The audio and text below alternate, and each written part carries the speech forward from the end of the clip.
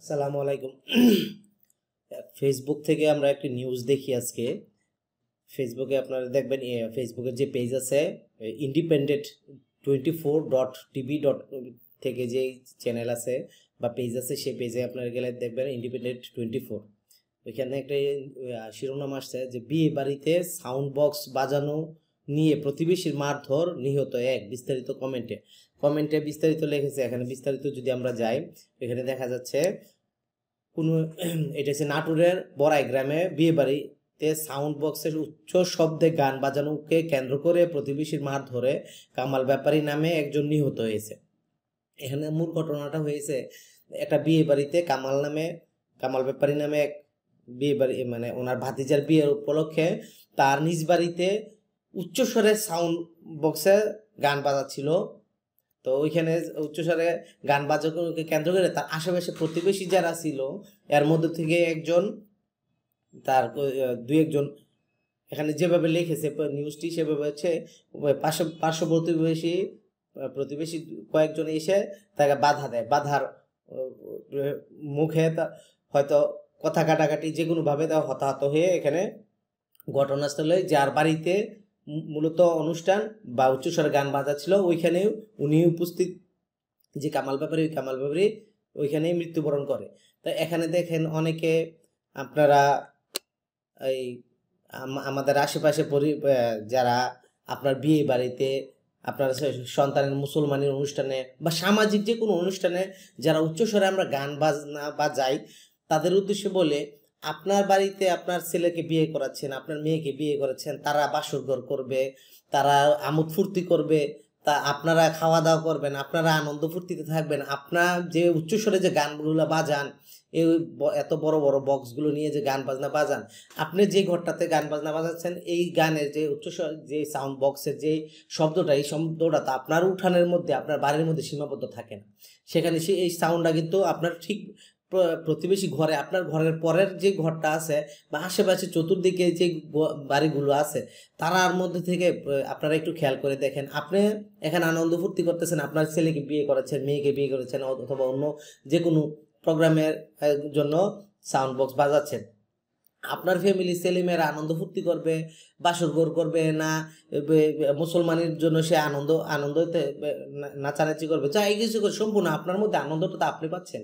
আপনার প্রতিবেশী পাশের ঘরে যদি একজন বৃদ্ধ পুরুষ বা বৃদ্ধ যে কোনো পুরুষ হোক মহিলা হোক এবং মানে সদ্য ভূমিষ্ঠ হওয়া, ধরেন আপনার বাড়িতে আজকে অনুষ্ঠানটা যে সাউন্ড বক্স বাজাচ্ছে, ঠিক ওই রাত্রে আপনার আশেপাশে প্রতিবেশী একজন মহিলা ডেলিভারি হইলো, তো ওই সদ্য ভূমিষ্ঠ হওয়া বাচ্চারা যদি আজকে রাত্রে হইলো আপনার বাড়িতে এত উচ্চস্বরে গান বাজনা বাজাচ্ছেন, ঠিক ওই মুহূর্তে আপনার পাশে একজনের বাড়িতে ডেলিভারি হলে যে বাচ্চারা আজকে ভূমিষ্ঠ হয়ে যদি এত উচ্চস্বরে আওয়াজ পায়, তার ব্রেনে এটার সাইড ইফেক্ট পড়বে।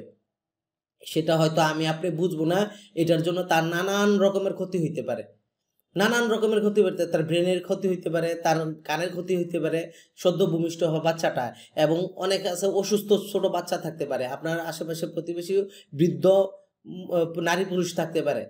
এমন অনেক আছে যারা ঘুমের ওষুধ খেয়ে ঘুমায়। আপনার আশেপাশের মানুষ অনেক দেখবেন যে আপনার আশেপাশের বয়স্ক মানুষ ঘুমের ওষুধ খেয়ে ঘুমাইতে পারে না, ঘুম আসে না, অসুস্থ আছে, নানান রকমের অসুস্থ আছে। অনেক অসুস্থতা আছে যেগুলো যে একটু ঘুমাইতে পারলেই তার অসুস্থতাটা একটু কম থাকবে, বা তার যে রোগটা হয়েছে সেই রোগটার একমাত্র ওষুধ হচ্ছে ঘুম। সেই জায়গার মধ্যে যদি এত উচ্চস্বরে আমাদের আশেপাশে সাউন্ড বক্স বাজে, সেক্ষেত্রে আপনার আনন্দ বিনোদনের জন্য আরেকজনের যে কি পরিমাণ মারাত্মক ক্ষতির সম্মুখীন হচ্ছে, সেই জিনিসটা সবার মাথায় থাকা উচিত। ধরেন আজকে আপনি যারা এত উচ্চস্বরে গান বাজাইয়া আশেপাশে প্রতিবেশী মানুষদেরকে কষ্ট দিচ্ছেন না, এটার মনে করেন না যে এটা শুধুমাত্র আপনার আনন্দ বিনোদনের মধ্যে সীমাবদ্ধ। আপনার এই আনন্দ বিনোদনের জন্য আরেকজনের জন্য ক্ষতির কারণ হয়ে থাকে, এটার রেসপন্সিবিলিটি, এটার জন্য কৈফিয়ত অবশ্যই আল্লাহর দরবারে আপনাকে দিতেই হবে, এতে কোনো সন্দেহ নাই। আপনি শুধুমাত্র একজনকে মারধর করলে, একজনের টাকা পয়সা লুটপাট করলে, ছিনতাই করলে, রাহাজানি করলে, চুরি ডাকাতি করলে শুধুমাত্র জালিম হয়ে ওঠে না। জালিম হওয়ার জন্য আপনার শুধুমাত্র সাউন্ড বক্সে উচ্চস্বরে সাউন্ড বক্স বাজিয়ে আপনার আশেপাশে প্রতিবেশীদেরকে যে কষ্টটা দিবেন, এটা জালিমের চেয়ে কোনো অংশেই কম না। কারণ হচ্ছে এই কারণে জালিম কাকে বলে সেটার সঙ্গে আমাদের বুঝতে হবে। জালিম কি শুধুমাত্র চুরি ডাকাতি করলে একজনের উপর জোর জবরদস্তি সরাসরি ফিজিক্যালি অস্ত্র থেকে জোর জবরদস্তি করলেই জালিম হয়ে যায়, নাকি আপনার কার্যকলাপটা আপনার কথার থাবাতেও কথায়ও আপনার একজনের উপর জালিমের স্বরূপ আচরণ করতে পারে। সেই জায়গার মধ্যে আমরা যদি এত উচ্চস্বরে আওয়াজ বাজাই সেটার কোনো পজিটিভ কোনো রেজাল্টই তো নাই, সেটা সবার জন্য ক্ষতিকর আপনার ছাড়া। শুধুমাত্র যার বাড়িতে আপনি ওই উচ্চস্বরে আওয়াজগুলো বাজাবেন শুধুমাত্র আপনি বিনোদনের ভাগিদার, আপনি সুখটা পাচ্ছেন, আশেপাশের মানুষ সবাই সুখ পায় না। আপনার এই সুখের জন্য আশেপাশের প্রতিবেশগুলোকে কষ্ট দেওয়া থেকে আমাদের সবাই বিরত থাকতে হবে। এবং খুব বেশি অনেক বেশি এই সাউন্ডের ব্যাপার নিয়ে যখন লেখালেখি করি ফেসবুকে, অনেক রাম ছাগলের বাচ্চারা আছে, তখন তারা কমেন্ট বক্সে আবার লেখে যে তাহলে আপনি ফেসবুকে লেখালেখি না করে আপনি বাধা দেন। আমাকে অনেকে কমেন্ট বক্সে এটা লিখে থাকে যে যখন লিখি যে ফেসবুক প্রায় সময় লিখতাম যে উচ্চস্বরে যে গান বাজনা বাজাচ্ছে, যেগুলো বাজাচ্ছে, তো অনেক রাম ছাগলের বাচ্চারা আছে এমন কমেন্ট করে থাকে। তো যে আপনি গিয়া ফেসবুকে লেখালেখি করে লাভ কি, ফেসবুকে লেখালেখি করে বাধা দেন। এই যে দেখেন এখানে কিন্তু বাধা দিতে আসছে, এই ঘটনাটা এখন কিন্তু বাধা দিতে এসে কিন্তু এখানে একজন নিহত হয়েছে। তো এগুলো হচ্ছে ব্যক্তির দায়িত্ব নিয়ে যদি এগুলো করতে যায় সেক্ষেত্রে এরকম সংঘর্ষগুলো হবেই। আপনি সাপোজ আমার বাড়িতে আমি গান বাজনা বাজাচ্ছি, পাশে যদি এসে কেউ বাধা দেয় আমার ভিতরে ইগুতে লাগবে, আমার কাছে স্বাভাবিকতা খারাপ লাগবে, তখন আমি তাকে বাধা দিব। সে বাধা দিয়ে সে যদি আমার ক্ষমতাধর হয় তখন সেক্ষেত্রে আমার সাথে সে যে তার ক্ষমতা দেখাইতে চাবে, তো আমিও ছেড়ে দিব না। এরকম করে কিন্তু সংঘর্ষ তৈরি হয়ে এরকম মারামারি বা নিহতর ঘটনা ঘটতেই পারে, এটা স্বাভাবিক। এটা কেউ ব্যক্তিগতভাবে যদি কেউ বাধা দিতে যায় তখন এখানে গন্ডগোল, মারামারি, নিহত, আহত হওয়াটা একদম স্বাভাবিক আমাদের বাংলাদেশের প্রেক্ষাপটে। তো ওই রাম ছাগলদের উদ্দেশ্যে বলি, শুধুমাত্র কেউ ব্যক্তিগতভাবে এই দায়িত্ব নিয়ে এসব কাজ করতে পারে না। এগুলো হচ্ছে প্রশাসনিক কাজ, সামাজিক মেম্বার চেয়ারম্যানদের দায়িত্বের কাজ, এবং শুধুমাত্র মেম্বার চেয়ারম্যানদের সবারইও পার্টিসিপেট থাকতে হবে, সবারই সদিচ্ছা থাকতে হবে এগুলো বন্ধের জন্য। এবং আশেপাশে প্রতিবেশী, শিশু বা অসুস্থ বয়স্ক বা যারা অনেকে ঘুমের ওষুধ খেয়ে ঘুমাইতে হয়, বা সবার ক্ষেত্রে জন্যই এই চিন্তাগুলো যদি আমাদের মাথায় আসতো তাহলে হয়তো আমরা এই কাজগুলো করতাম না। আবারও রাম ছাগলদের উদ্দেশ্যে বলি, রাম ছাগল যারা বলে যে লেখালেখির কারণে ফেসবুকে লিখি কেন, রাম ছাগলের উদ্দেশ্যে বলি আজকে নিউজটা দেখলে আপনারা বুঝে যাবেন যে সরাসরি বাধা দেওয়ার সুযোগ নাই। সরাসরি যখন বাধা দিতে যাবে তখন কোনো না কোনো হট্টগোল গন্ডগোল এখানে হবেই। আমার জোর দিয়ে আমি আমার বাড়িতে যে আওয়াজ দিয়ে কি করবো না করবো এটা আরেকজনের কাছ থেকে আমি জিজ্ঞেস করে নিব না। সেক্ষেত্রে আরেকজনের যদি কষ্ট হয় সেক্ষেত্রে সে বাধা দিলে আমার বাড়িতে আমি কি করব, এটা নিয়ে গন্ডগোল লাগবে এবং আহত নিহত হবে, এটাই স্বাভাবিক। আর রাম ছাগল কেন বললাম জানেন, এই দেশের মানুষের আমাদের হচ্ছে গন্ডারের চামড়া নিয়ে আমরা বসবাস করি।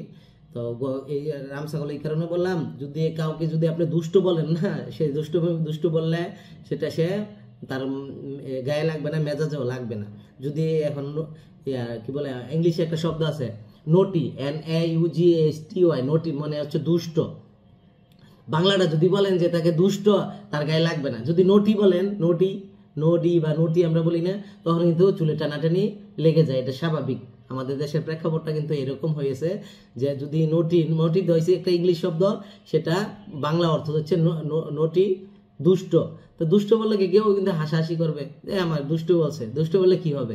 ঠিক এমন তেমনিভাবে রাম ছাগলের বাচ্চাটা না বললে গায়ে লাগবে না, যারা উল্টা আরো যে বলে যে বাধা দিতে সরাসরি আমি যাই না কেন, বা যারা লেখালেখি করে তারা যায় না কেন, ফেসবুকে লেখালেখি সমাধান হয়ে যাবে। তো তাদেরকে আসলে রাম ছাগলই বলা লাগবে, অন্য সুন্দর কোনো ভাষায় বললে তারা রাম ছাগলগুলো গায়ে লাগবে না, লাগার দরকার আছে। তো আসলে ফেসবুকে লেখালেখি যার যার জায়গা থেকে যদি সোচ্চার হওয়া যায় তাহলে কিন্তু আমাদের, যেমন আমি বলি এটা ধরেন একটা পরীক্ষা হলের মধ্যে স্যারে যখন এখানে ডিউটিতে থাকে, একজন যদি আরেকজনের সাথে দুইজন যদি ফিস করে কথা বলে না, তখন পুরোটা রুমের মধ্যে একটু খুব বেশি আওয়াজ হবে না। তখন দেখা যায় দুইজনে খুব আস্তে আস্তে করে হয়তো তারা কমিউনিকেট করতেছে। কিন্তু 30 জন 40 জন একটা পরীক্ষা হলের মধ্যে যদি স্টুডেন্ট থাকে, সেই জায়গার মধ্যে যদি 10 জন আপনার ফিস করে কথা বলে, তখন কিন্তু সেটা হলের পরিবেশ থাকে না, পরীক্ষা হলের পরিবেশ থাকে না। তখন কিন্তু স্যার উত্তেজিত হয়ে আপনার খাতা নিয়ে যেতে পারে। তো একজন কিংবা দুইজন যদি এরকম করে কোনো সমস্যা হয়তো হবে না, কিন্তু সেই জায়গার মধ্যে 30-40 জনের মধ্যে যদি 10 জনও ফিস ফিস করে আওয়াজটা তুলি, সেক্ষেত্রে কিন্তু অনেক বড় বিকট আওয়াজ হয়ে যাচ্ছে। ঠিক তেমনিভাবে ফেসবুকে যদি যারা পজিটিভ এগুলোর ব্যাপারে সোচ্চার হয়ে লেখালেখি করে, সবাই যদি এরকম লেখালেখিটা করতো না পজিটিভ পক্ষে এই সাউন্ড বক্সের বিরুদ্ধে, নোংরামির বিরুদ্ধে, তাহলে দেখা যাচ্ছে কি যারা এইগুলা নোংরামির পক্ষে, অপসংস্কৃতির পক্ষে ছিল, তারাও চুপটি মানে অন্তত হিসাব করতো যে এটা তো এই লোকটাও এটার পক্ষে না, আমার আশেপাশে সে ফেসবুকে স্ট্যাটাস দিচ্ছে সে তো এটার পক্ষে না, তাই মিনিমাম একটা চিন্তা করতো যে আমি এই কাজটা করবো কি করবো না।